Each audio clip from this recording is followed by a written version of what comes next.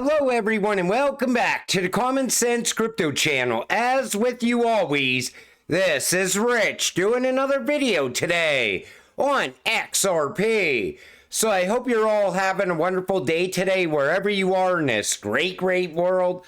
We're gonna talk about XRP, but I had to start with this. This puts everything into perspective. Imagine playing Monopoly and never buying any assets or investments that generate income. Imagine you just went around collecting $200, giving your money to the rich, and trying to stay out of jail. That is how most people live their life. And it's true, I talk to so many people that don't invest in anything.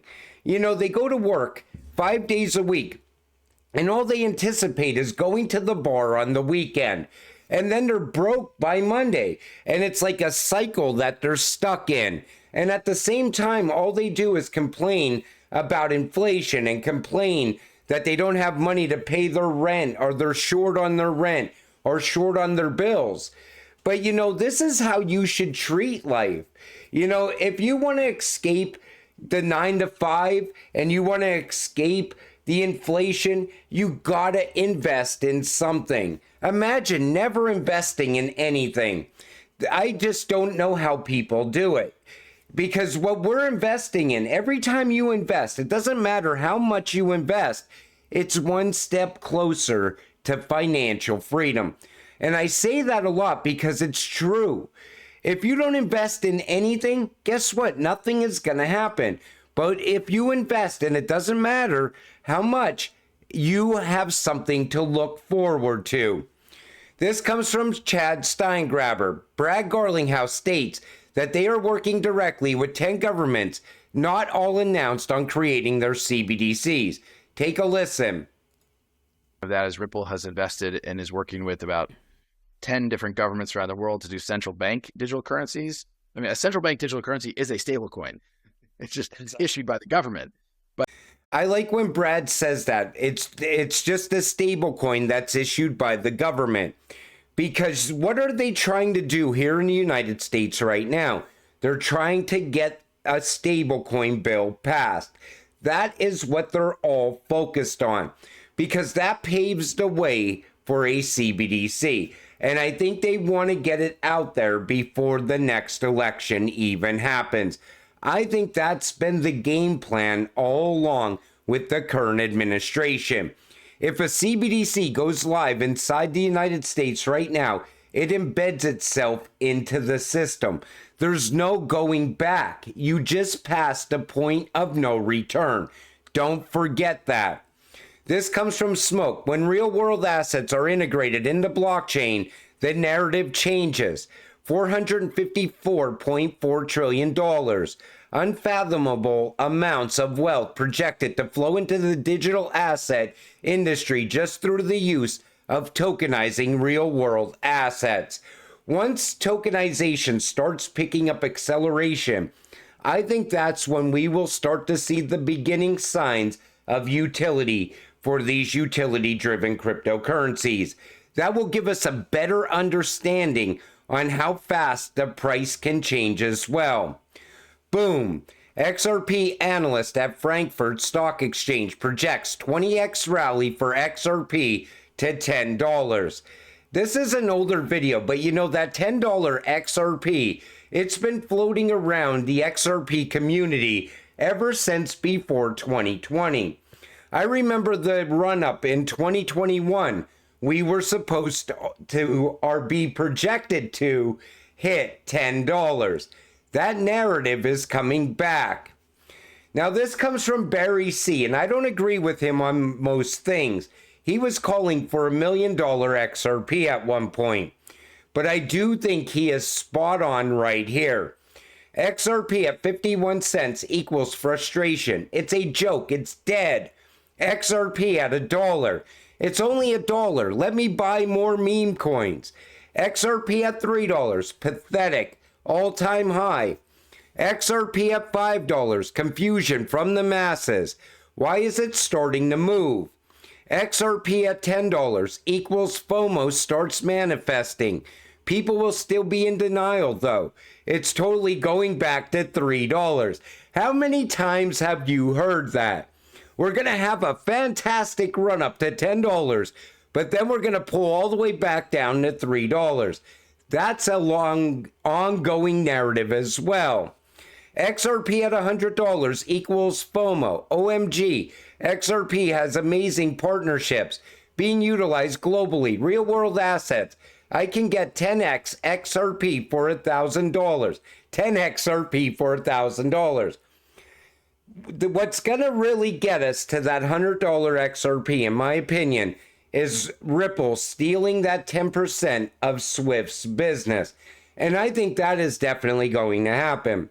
XRP at $1,000, the crypto majority. XRP is all the money people will save up all month just to buy one XRP. And I honestly think that's the direction we're going in. People could sit back all day long and deny that XRP will never hit $1,000. People say it all day long, all over X. But you know, if you look at the tokenization market, you look at the cross-border payments market, you look at the carbon credits market, which is also gaining acceleration at the same time. And then you look at the liquidity pools where XRP is going to be locked away by financial institutions. I'm not ruling out a 4-digit XRP because I think we have the potential to get there. When is it going to happen? Nobody really knows. Are we years away from that happening? Most likely. But how many years? Everybody always says 2030. But I think things are happening much quicker. You know, I think that was like the year that they wanted to have everything completed. But I think it's happening faster now. Too many things are accelerating what's going on with digitalization and tokenization as well. Ripple CEO Brad Garlinghouse says this is what the crypto industry needs to focus on to drive mass adoption. So he says, one of the things I certainly talk about in the crypto macro ecosystem is we got to focus on utility. We got to focus on problems. If we're just focusing on kind of hype cycles or speculation, that's not sustainable over the long haul. What is driving the price of Bitcoin right now? Hype and belief that it could go higher. Eventually, that is going to fall apart. All that hype is just going to disappear because it's not sustainable. And I think certainly what Ripple is trying to do is treat it that way. Be clear about who our customer is. Be clear about what problem we're solving for them. What's going to lead to mass adoption is the institutions getting involved with XRP and Ripple. They will bring it to their customers as well, and so on. And all of a sudden, Ripple and XRP will be a household name. I think we will get there, and I think we're already on the path to getting there. I don't think that's too far off either. Ripple CTO David Schwartz has criticized Donald Trump's recent no tax proposal, and he believes that this move will only make the US dollar worthless. In my opinion, the US dollar is already worthless. So Schwartz explained, they can only print money because taxes create a demand for money. Without taxes, you could avoid paying for government, but not using dollars. Moreover, the Ripple CTO cautioned that without the demand created by taxes, the value of the US dollar could rapidly decline. Here's my problem. We all pay taxes, yet they still continue to print money, and they don't stop spending. We are on a spending spree in the United States. And I think they could come up with one simple tax that people pay. You know, once we go to a gold-backed system, I don't think there's going to be the need for all these taxes like we have right now. And on top of that, I think David Schwartz should stick to technology. Because when it comes to taxes, that's why people can't make ends meet. And, you know, they're going to print money because we had the petrodollar agreement. Plus, we had countries buying our debt at the same time. And then on top of that, they just waste our tax dollars frivolously. And they continue to do it. And the spending has no sign of stopping. But what's really holding us back right now? Identity is key, and the blockchain account is second. We are on the way there, especially in the future. Take a listen to this from West Wind. I actually think that identity is key, and then the blockchain account is second. Uh, uh, we're already getting there, but especially in the future, you are a real person, or maybe a business, but I mean, 99% of our user base are just people using this.